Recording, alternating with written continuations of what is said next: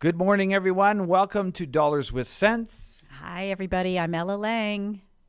And I'm Terence Vanderwood, and we're looking forward to being your financial gurus over the next 20 minutes. Today's topic will be one that is weighing on the minds of many at this present time: downsizing. That's right. Terence and I will be spending the next 3 episodes on this very important topic, which is not really discussed as much as it should be. It's a hard conversation for kids to bring up with their parents, and it's difficult for most parents who know they should be considering the change, but probably don't really want change. So we're going to split it up in 3 different phases: the pre-sale, the exchange, and the post-sale. Our goal with these 3 episodes is to take you through a real-life case scenario from a client family. Their names are George and Barbara Walker, who worked very closely with us through most aspects of their downsizing journey. What we aim to do here is explain the process we went through with them to answer or bring up the questions that you may have around downsizing. Every scenario is a little bit unique, but hopefully we will also be able to shed some light on the answers you are looking for. I'm really excited about getting into this, as I've talked to quite a few people over the past couple of months who are in the place of real need when it comes to having the right information to make an informed decision about uprooting 20, 30, or 40 years of home life and transplanting to the next chapter. As usual, by the end of our discussion, we'll give you a few action items so you can think about the first few steps to make the transition from one home to another. It's otherwise known as downsizing. We have to take a short break, but we'll be right back with more downsizing on Dollars with Sense. Welcome back to Dollars with Sense, everybody. My name is Terence Vanderwood. I'm with my co-host here, Ella Lang, and we're talking about downsizing. There's a bunch of questions when it comes to downsizing, and right now it's when is a good time? Well, that's hard to say because all people are unique because of their situation. Age can be a restriction. Like physically, it takes a toll on aging bodies. George and Barbara Walker, our case study couple, they were 68 and 69 respectively when they begun the discussion. It was mostly based on their physical capabilities, as they are now, as opposed to what they would be in 5 years at 73 and 74. The telltale sign was when George said to me at one of our meetings, "I am finding it less enjoyable and harder to keep up with the maintenance and the yard work." "Me too," said Barbara. "The house seems to be a lot bigger than it used to, and I find myself spending a lot of time just keeping it clean." This can be a telltale sign that it's time to have the discussion around downsizing. And how about hiring to make this happen? Hiring help. I would assume that the Walkers are retired and could probably afford to hire help to do the work they found to be getting too hard. The interesting thing that I have found with most people is that once a way of life regarding how they spend their money is established, 90% of the people do not feel comfortable changing that. In other words, if it isn't part of the monthly budget, it's very difficult to put a new habit into place. The stress that comes with going through all that stuff, the emotional ties that we have towards items can prevent us from wanting them to face them. For others, it is a way to say goodbye to an earlier chapter of life and bring closure, to be able to be happy to part with some of all of that stuff. Market timing is also a factor in regards to when should I do it. Even if you have lived in your home for 30 years and have no mortgage on it, if you are to sell the biggest purchase of your life, will you want to get the most you can for it? There's a flip side of the market too. Sure, your home may be worth a lot, but how much do you have to spend on your new home? If you're interested in going from a 4-bedroom house to a 3-bedroom house, especially in today's market, you should be willing to buy what you sold for. Yes. Another question, what real estate agent do I use? That is a very important part of it. There are many real estate agents out there, and it can be very difficult to find a way to choose one. George and Barbara chose an agent who had a good reputation from fellow members of their church. That is usually the best route to go. Ask your friends and your family for a referral, and if they know of a real estate agent that they trust, and that the real estate agent is interested in their client's well-being. The best practice is to find 3 of these agents and ask them for a market appraisal. This should be free of charge or obligation. You are essentially asking them for a quote of what they think the house will be bought for. The next steps are essential in making your decision about which real estate agent you will choose to guide you through the process of selling your existing home and helping you find and purchase your next home. Ask for a written quote.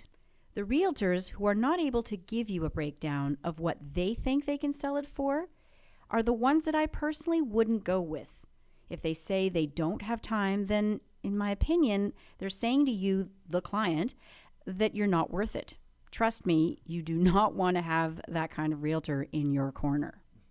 Being choosy in this area will pay off in dividends with the stresses that come from downsizing. Your real estate agent, a good real estate agent, will guide you through the emotions of getting the house ready for the market, leaving your home to complete strangers, the negotiations, the joy of the sale, the search for your next perfect home, the confusing world of offers, subjects, closing, and possession. There are a lot of things at play here, and your Sherpa is your real estate agent. So, how do I know what is a good size to downsize to? To know the answer to this question is a very personal one. What I mean is that every case is different, as we've said before, and has many different variables. For George, he knew that he didn't want to take care of a yard anymore, so he decided a garage sale would be the best route of action. He spent time to advertise, both with street signs and Craigslist. He sold about 60% of his goods, pocketed a few $100. Barbara was happy with George because that garage sale money could now pay for the large garbage bin that was needed for the final days before possession.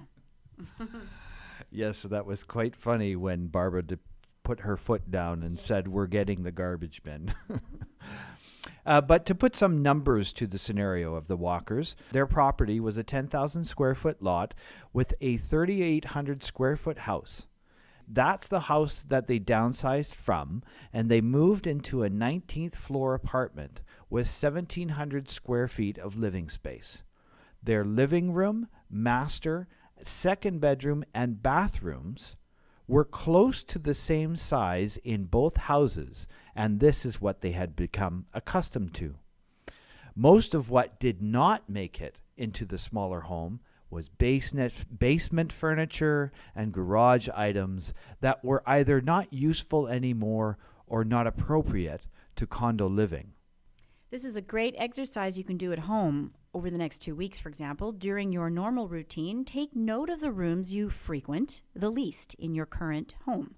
Measure the square footage of those rooms, so length times width, for example. A 10 by 8 room is 80 square feet, and add those up. Then minus that from the total square footage of your home, and that's a good size to start from. Another consideration is physical restrictions. Do stairs give you a hard time? What will it be like 10 years from now? If so, you'll need to look at a place that's all on one floor.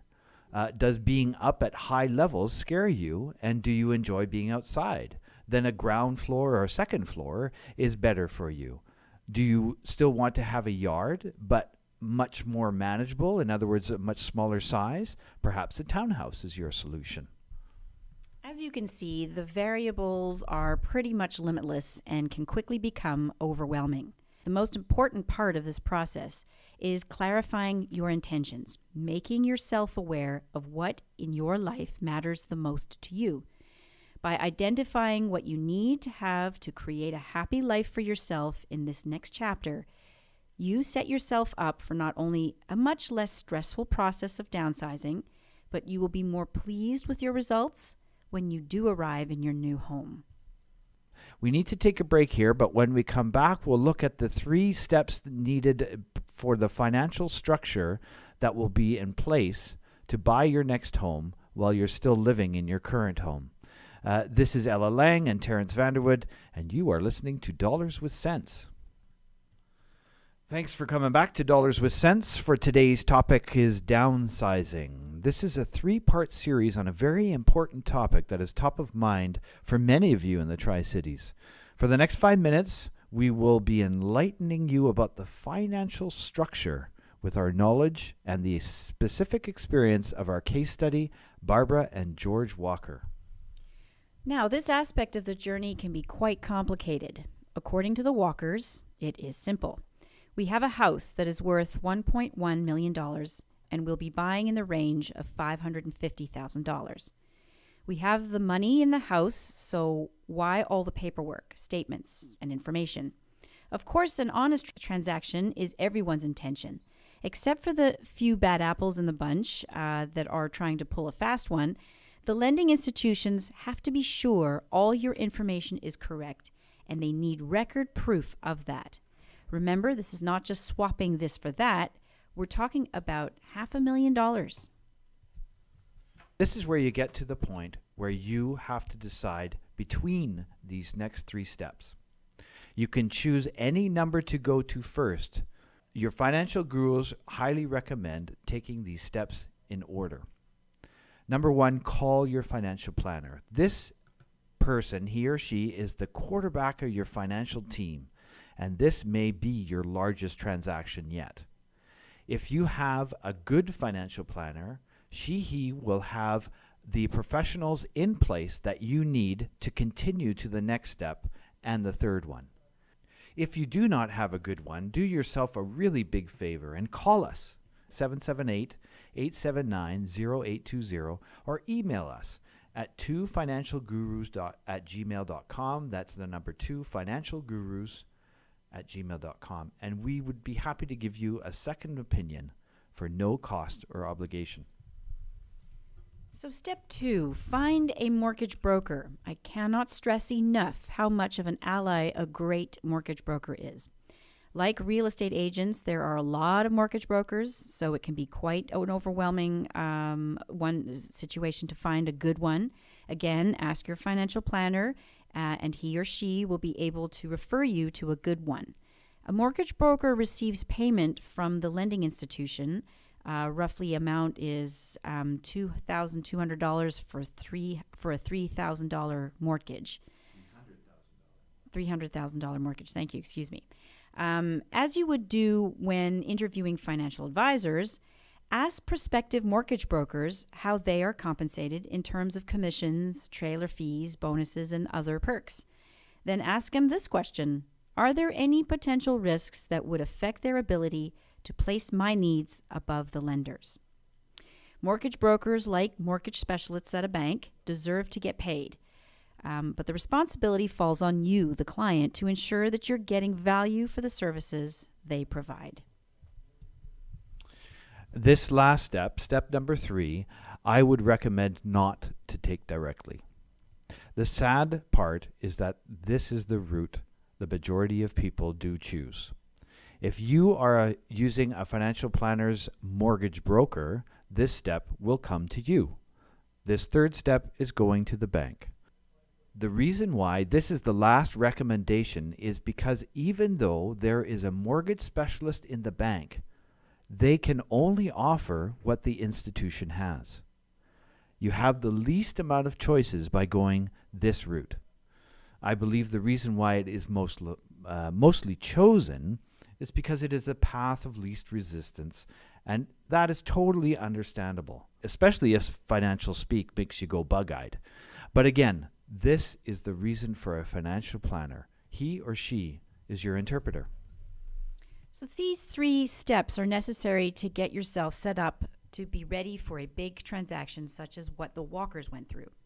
With their situation, a home equity line of credit or a HELOC was established a year before they actually moved. This was put in place to make sure that their house, which was mortgage-free, would not leave them open to mortgage fraud, which was a quite realistic risk at that time. So they used their equity line of credit to take care of the 10% deposit to buy the condo in the sky. After that, they turned to what is known as bridge financing. Having a line of credit or sum of money ready to take care of some major expenses is a great place to start. The amount that it should be is directly related to the market price of your new home. For George and Beverly, they needed to put down $30,000, and we made it another $15,000 available for moving expenses. The Walkers did not use nearly that much to move, but this was the number that they felt comfortable with having available. It was their personal choice and comfort level. It also came in handy when they found that they needed to buy a new piece of furniture for their personal items, and were able to have that amount available for any other unseen incidences. Another key decision is how involved you want your movers to be. You can hire a moving company to simply pack up the truck, move it to a new place, and unpack. You can also hire movers that will help you with an outside perspective, going through your downsizing process by safely packing all your boxes for you, sorting them, labeling them, and then helping you unpack and set them up in your new home. Perhaps even a sounding board on where to hang a painting or two. These examples are, of course, the extremes, and your needs may fall anywhere in that spectrum. As you make your decisions around planning for your downsizing, keep in mind that the less stressful the uprooting is, the more seamless the process will feel like. All of these recommendations that we are putting out there for you today will help to reduce the stress of downsizing. Ella and I are your financial gurus for today's topic of downsizing. We have to take a break, but when we come back, we'll give you your action items, and then we'll tell you how you can help bring awareness to the fight against Alzheimer's. Take this moment to grab a pen and a paper, if you haven't already, to write down your action items for this week. Welcome back to Dollars with Sense. I'm Ella Lang, and we're going to conclude the part 1 of 3 episodes of downsizing by giving you action items that will get you prepared in the pre-sale phase of your downsizing journey. Beverly and George Walker have been our case study for this episode, and I just want to take a moment to thank them for allowing us to use their example to share with you all today. If you have something that you would like to share with us, perhaps a question or comments, you know that you can give us a call. Once again, that number is 778-879-0820, or certainly by email. That's 2financialgurus, the number 2, financialgurus@gmail.com. We always look forward to hearing from our listeners and answering the challenging questions that are brought to us. Thank you, Ella, and thank you for the listeners joining us today as well. I hope we have been able to shed some light for you on today's topic of downsizing. But it's now time to have your pen and paper ready for this week's action items. 1. Have a discussion with your spouse, or others if applicable, to what it would look like to downsize.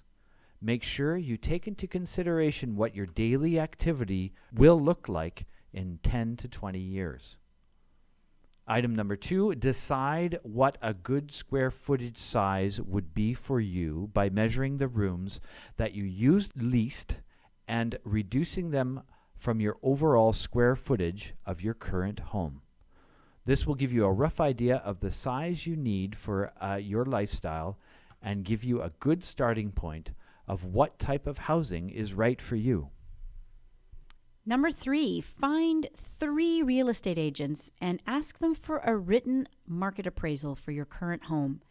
Ask your financial planner, your colleagues, and people you trust within your community. When you have received the work of all 3 agents, you should be able to find the right fit for you. Number 4, find a great mortgage broker. Again, you can ask your financial planner, should you be able to refer you to a good one, if not great, mortgage broker. And finally, establish or allocate $25,000 to $50,000 that you will be able to have access to quickly and with ease. This process can be as simple as having credit cards that allow you to write checks from, though you must be able to pay it off within 30 days of the interest costs, because that'll really sting. Another option is a line of credit with your banking institution or establish a HELOC against your current home equity. Well, 5 items for you today, which gives you a lot of homework over the next week. But by completing these action items, you will be in fine form and ready to take the next step into downsizing, which is the sale and purchase. This will be our topic for next week.